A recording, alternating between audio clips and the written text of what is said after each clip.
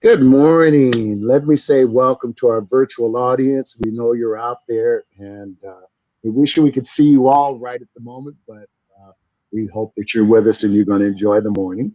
Let me start with the least important thing. My name is Michael Dolphin, and I'm a volunteer and executive council member of AARP California.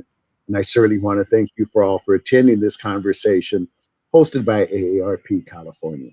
We're recognizing Black Music Month this year with a month long menu of activities we want you to not only register for, but also invite other family and friends.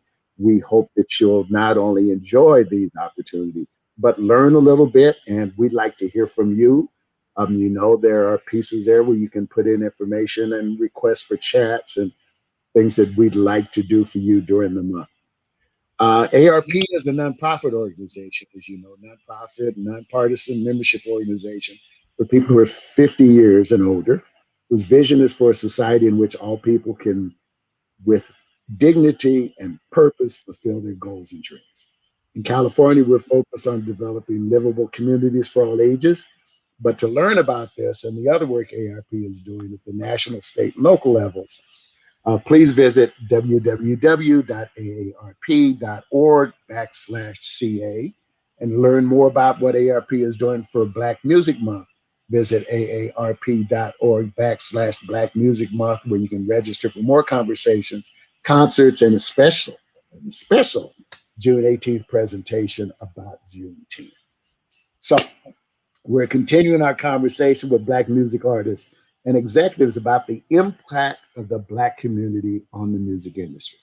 And today we are blessed to be joined by Lalin Juste from the San Francisco Bay Area. She is lead singer of The Session, where she lends her deep blend of electronic influences, R&B and indie rock. Welcome, Lalin. Thank you. Thanks so much for having me. Oh, certainly. Thank you, thank you, thank you. Well, let's jump in. Why don't you tell us a little bit about your impressions of Black Music Month and the role music, especially Black music, has played in your life? Mm. Well, I'm really excited that it's Black Music Month. Black music in my life has played a pivotal role. It has shaped who I am, shaped my essence. It has shaped my worldview. Growing up, listening to anyone from Ella Fitzgerald to Billie Holiday to Erica Badu, all of these people have helped me to heal and aided my own personal purpose.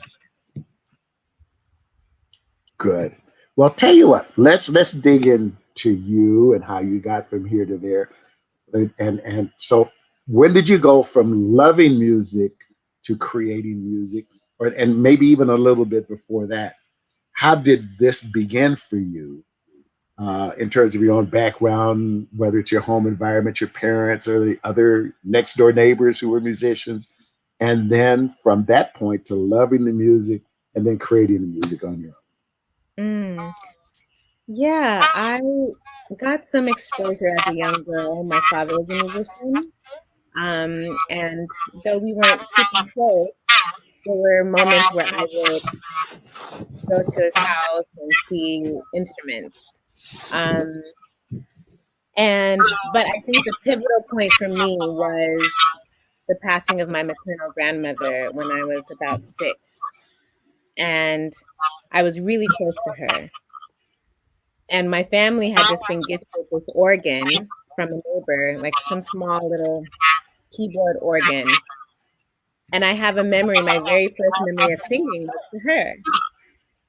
I knew I needed to express this grief. I needed to express how I missed her. And that's how I learned to express myself through my voice. And then ever since then, it became a way for me to live inside this world of sound, to take in the world and express myself in this world. And I realize how important that's been for you. You've done uh, a number of your songs have reflected your personal experiences. And I want to talk about the session, but before we talk about the session, I want to talk about hear a little bit from you about a particular song. Um, and and um, and only we had to pick one song out of all the things that you've done, but one particular song that's had an impact, uh, a large impact among a lot of your followers and friends is "Distant Heart." Tell me a little bit about it. Yes, I had a really, really close friend ever since high school, and she ended up deciding to leave this plane. She took her own life, and it was a really, really difficult time for those who loved her. And my band, we were writing this album about womanhood and selfhood, and Distant Heart just came to be. It's the song that I'm singing to her, thinking about the ways in which I could have held her closer, what could I have done, but also in a way to celebrate her, to because she was full of life. She was hilarious. So I didn't want it to be a somber song. I wanted it to embrace the nuances and the dualities that we live in, which is both sorrow and joy. And so wrote this song, and then people reached out saying, "Oh my gosh, like I can relate to this. I understand this." Um, and it took a life of its own. I felt very moved to be able to connect with people through this experience, and it was healing for me and healing for others. Mhm. That's Thank you for that. I realize how personal that can be, but I also recognize and want to say to you what an amazing tribute to your friend, Yeah. to her memory. There are, and I think that's for me and for others out there. There is a certain truth that can be shared in music. Uh, on the other hand, there is a lot of fantasy that can be shared in music. But music takes on a different life when you share that truth, those realities. There's uh, I often quote, I've often quoted blues singer Stevie Ray Vaughan, that I heard a song long ago, and in one of his songs, his line was, "Life is the hardest place I've ever been." Mhm. Uh, But when you take that in context, it wasn't so much that it's hard and difficult. It's just that we face daily challenges, daily circumstances. Tomorrow is a day we've never lived before. Yeah. And that alone kind of speaks to how we move on. But the beauty in the music and the opportunity in the music is to take those experiences and share them with others. So I certainly appreciate that. Thank Uh, you. I'm going to go backward again. Um, so how did we get from Ghana to here? Yeah, I I was able to go to Ghana as a study abroad student, Mhm. and it was almost serendipitous. I wasn't even sure if it was going to happen, but it did through the grace of so many things. Mhm. And in doing so, that just broke me open. It was such a beautiful experience to go home and reimagine what home actually is. And in that process, I met someone named Aki Ahara, and we began this beautiful relationship and started eventually this band together with close friends. Um, and since then, we've all just been this big family. It's been seven, now it's six of us. And yeah, it's been really special, a really special experience to share music with people that you are growing up with. Do you think of the session as a collective of the musicians or a collective of thoughts? Mm. I would say both. Mhm. Yeah, I think we all bring so much to the table. We're all very different people. and it goes beyond the music. You know, we really share our lives, our ideas, our philosophies with one another, and think about the ways that we can move forward. That is the beauty of having musicians that you work with. It well. There's um I don't want to be dismissive. I know you had this question before, and I don't want to be dismissive, but I know that one of your interviews once asked you about the comparative of burying your soul in music versus showing or sharing your experiences in terms of taking the music, your circumstance, your life learnings, and your visions of the world around you, the circumstances around you. How often does that play into what you write? Because let me put it another way. Where do you start when you write? Mm. For me, music is a very personal experience. Um, I start by really trying to tap into something beyond myself. There are times where I might not know what I'm going to say, and I enjoy freestyling, improvising, because I think it's a way to channel. Um, I think it's a way to tap into some other realm that wants to come through and surrender yourself. Um, so a lot of songs will start by me exploring what is it that's in the atmosphere that I need to feel, that I need to express. Um, I found that music is such a powerful healing tool, not only for myself but for others. It's what makes this world what it is, I think.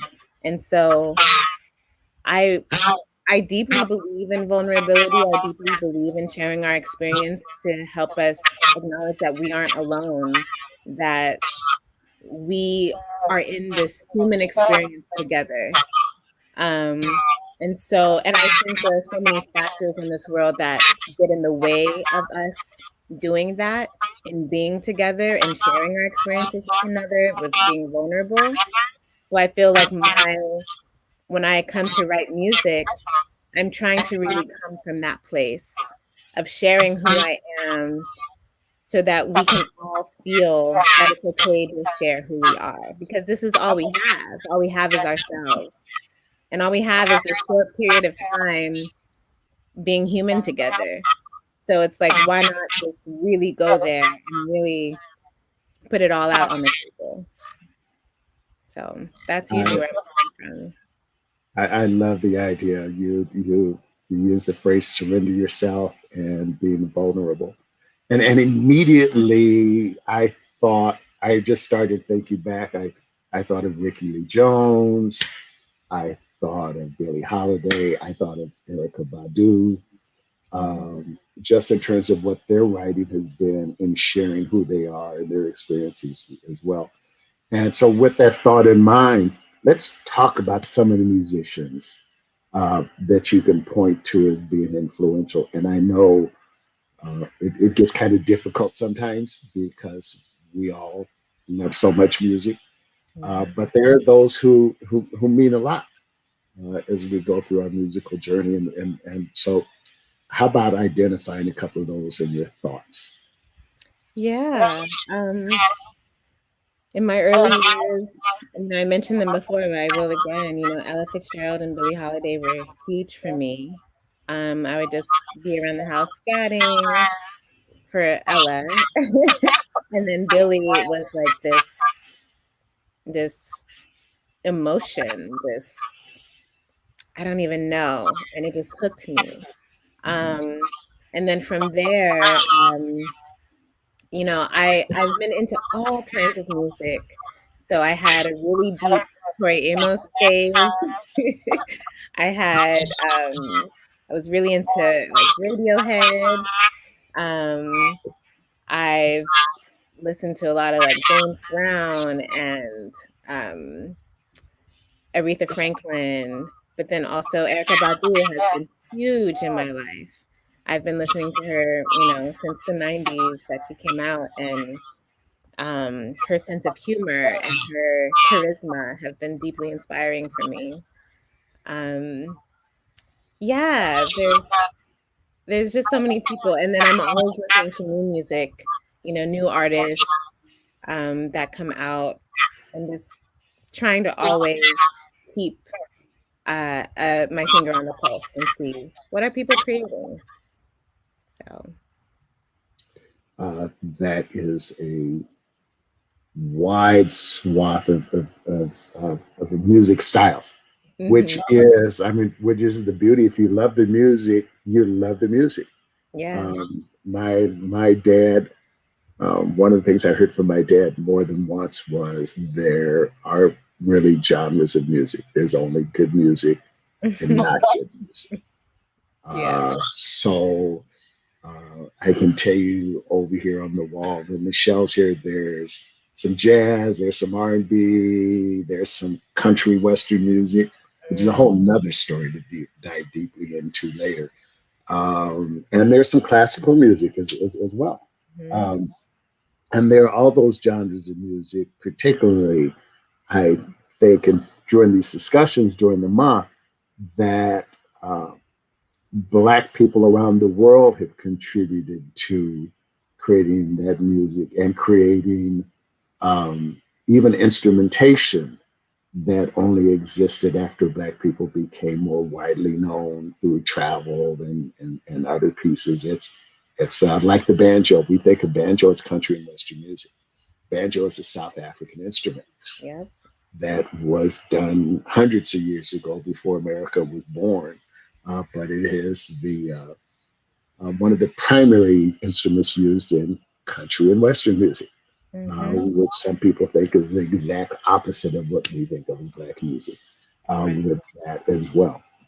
Um, there is so much to tell. How about your instruments? And obviously, let's talk about your writing process. Tell me, how do you go through your writing process? What instruments do you use? Just a little bit of that. Do you only write at 3 o'clock in the morning? Kind of know what does it look like for Lalin? Yeah. It depends. I definitely love those 3 o'clock sessions. Um, Something about the late night hour.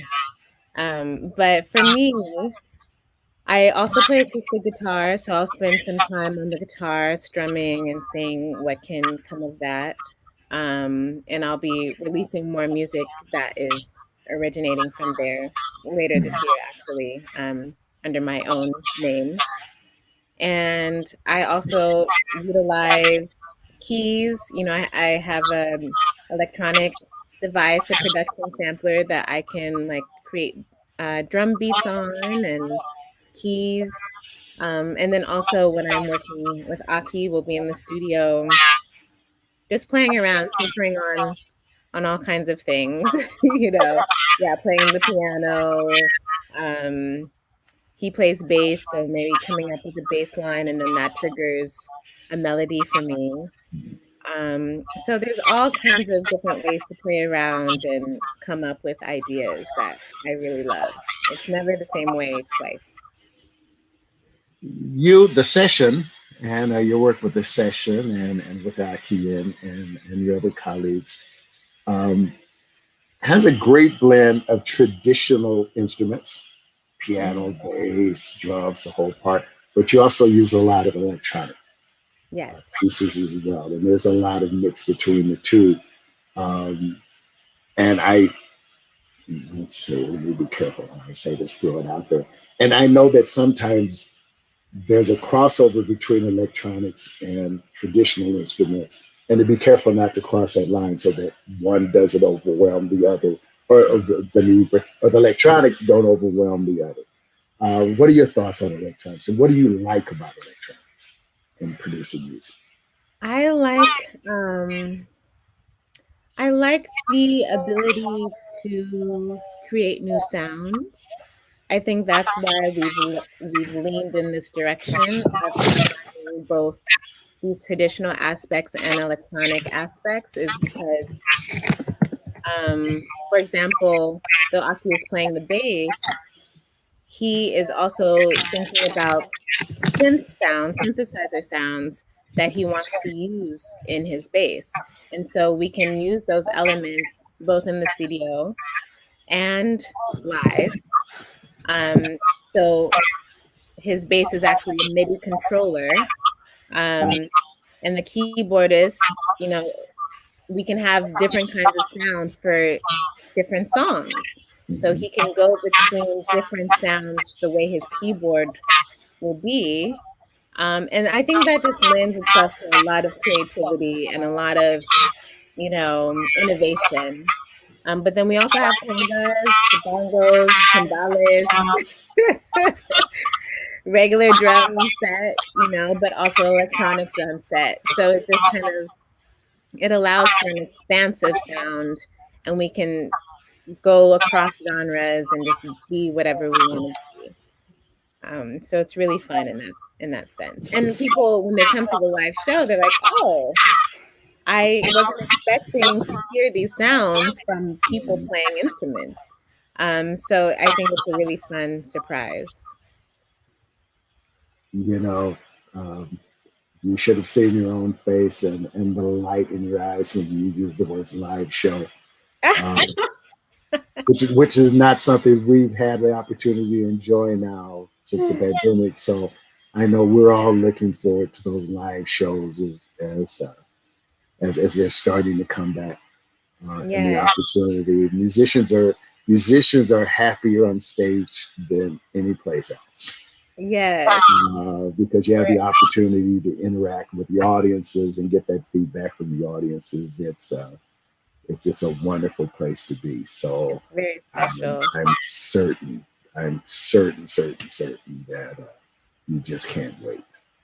I Yeah, mean, actually, this Sunday, I'm performing with the session. And, oh, yeah, the Stern Grove Music Festival, there'll also be a live stream of it.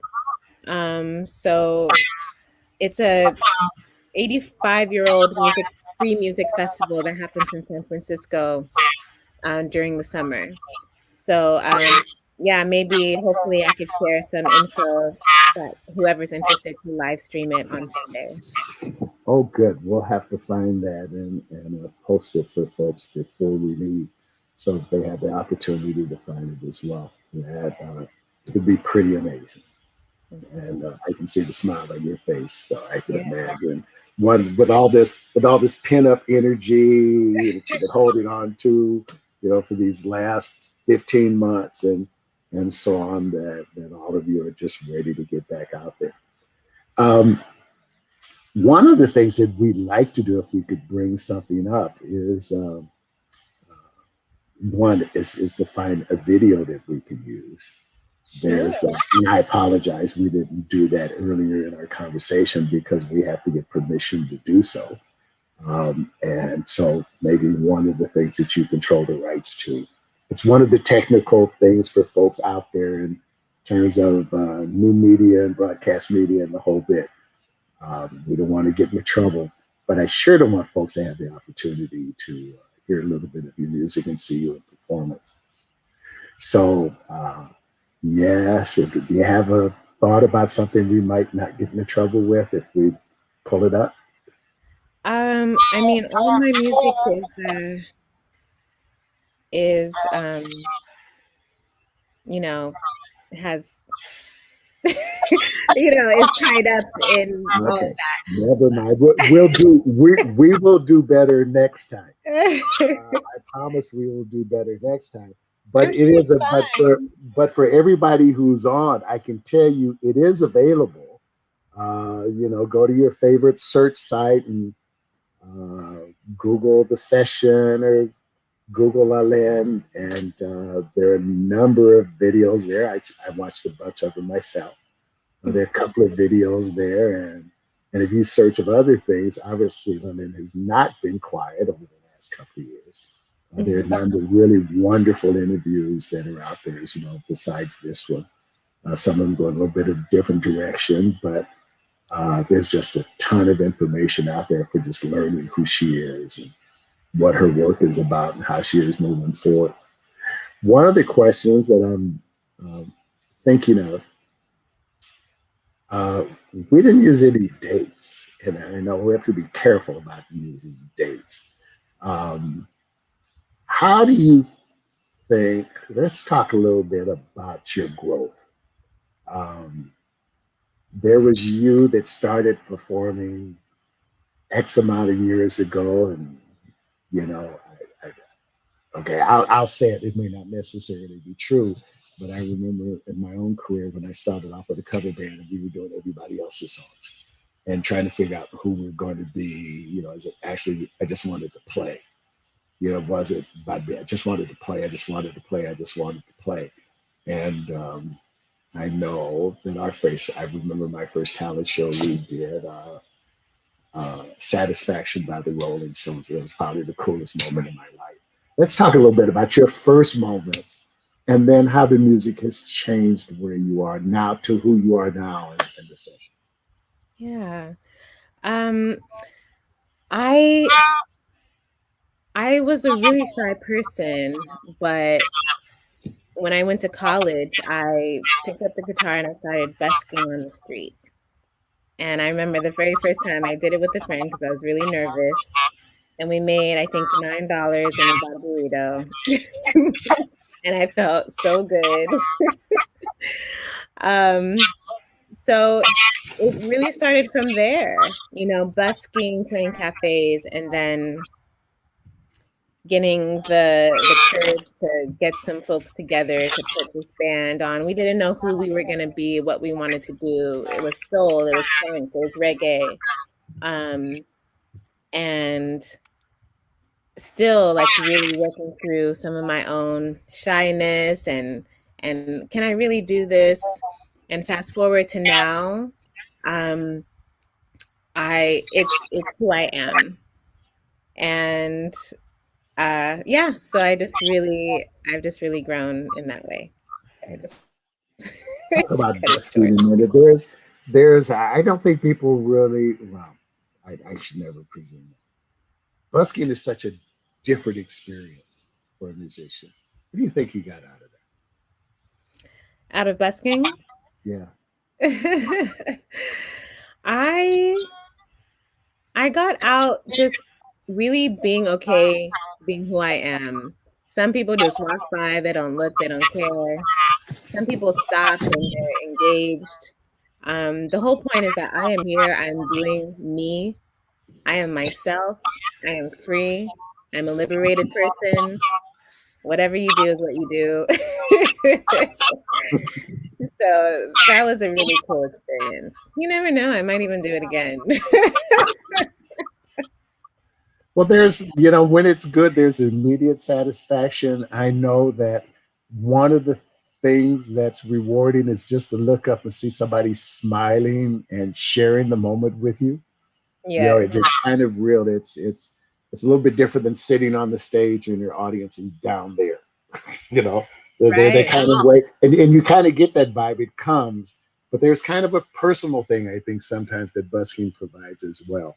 Mhm. You know, it's kind of more one on one because you get somebody who just stops and you Yeah. see them they cared enough to stop and listen for a few minutes, whether they stay or not, but enough that you got their attention. Um, Yeah. so yeah, well, good. And so yeah, that's been quite a journey, and your journey's not over yet. Oh, You still no. got stuff to do. It's just getting started, honestly. Exactly. Yeah. It's continuous. Yeah. It's continuous, and this coming Sunday, it takes a that choo choo train starts up again. Yes. I can't Well, wait. that's going to be exciting. So we're going to have to find those links. We'll find them so that people can find you and join the streaming if they can on this coming week and experience the full performance of Lalin and the session and enjoy that as well. And thank you so much for this wonderful conversation. Thank you Thank so you. much for the big smiles on your Oh, thank these you. are It's a pleasure talking with you. absolutely it is my pleasure. So with that, as we start to close up, we certainly want to thank Lalin again for being here with us and sharing her experiences. We want you to visit www.aarp.org .org/Black Music Month to learn more and to register for more opportunities this month. And when you register, your confirmation email will contain surprise access to live content. It's a treat, and I don't want to give it away to you, so you'll have to visit. We've got more coming up this month. A couple of really exciting conversations I'm excited about as well, just as I was excited about this one. Go to www.aarp.org/Black Music Month to register. Have a wonderful day. We'll see you soon. Lalin, I will be watching it on Sunday afternoon and All enjoying it right. with the rest of the world. Thank you so much for your time this morning. Thank you. Bye, everybody. Bye.